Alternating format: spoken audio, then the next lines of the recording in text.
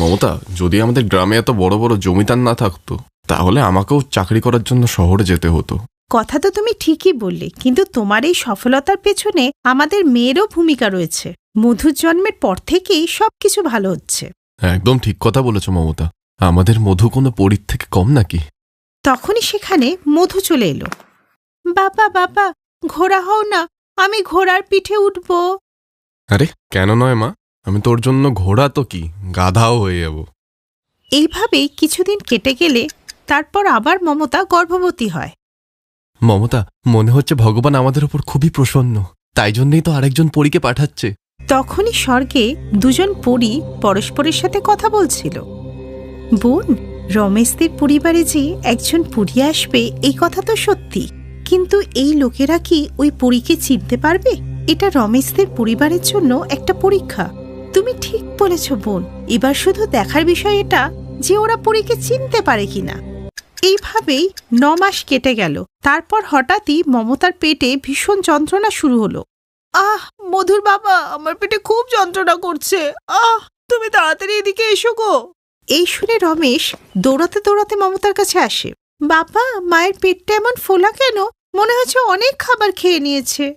না রে বাবা, মমতা, আমি তাড়াতাড়ি কাকিমাকে ডেকে আনছি, মনে হচ্ছে ডেলিভারির টাইম হয়ে এসছে। এই বলে রমেশ দৌড়াতে দৌড়াতে গ্রামে গিয়ে এক বুড়ি কাকিমাকে নিয়ে আসে। কাকিমার সাথে করে আরেকজনকে নিয়ে এলেন। বাবা রমেশ, তুমি মধুকে নিয়ে বাইরে যাও, কিছুক্ষণের মধ্যেই আমরা তোমাকে সুখবর দিচ্ছি বাবা। মধুমা, চল আমরা বাইরে খেলতে যাই। এই বলে রমেশ তার নিজের মেয়েকে নিয়ে বাইরে চলে যায়, আর ভেতরে 2 দাইমা মিলে প্রসব করার কাজটা সম্পূর্ণ করলেন। কিছুক্ষণ পর দাইমা বাইরে এলেন। তোমাকে অনেক অভিনন্দন, তুমি আর একটা মেয়ের বাবা হয়ে গেলে রমেশ। এরপর দাইমারা চলে গেলে রমেশ নিজের মেয়েকে নিয়ে অনেক খুশি মনে ঘরের ভিতরে ঢোকে।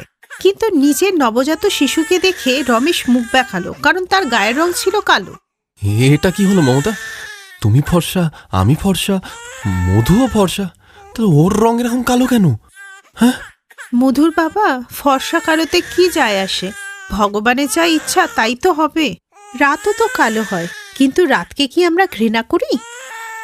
মমতা, আমি তোকে ভালো মেয়ে ভাবতাম, কে জানে এটা কার পাপ। আমি একে মানি না, আমার শুধু একটাই মেয়ে, আর সেটা মধু।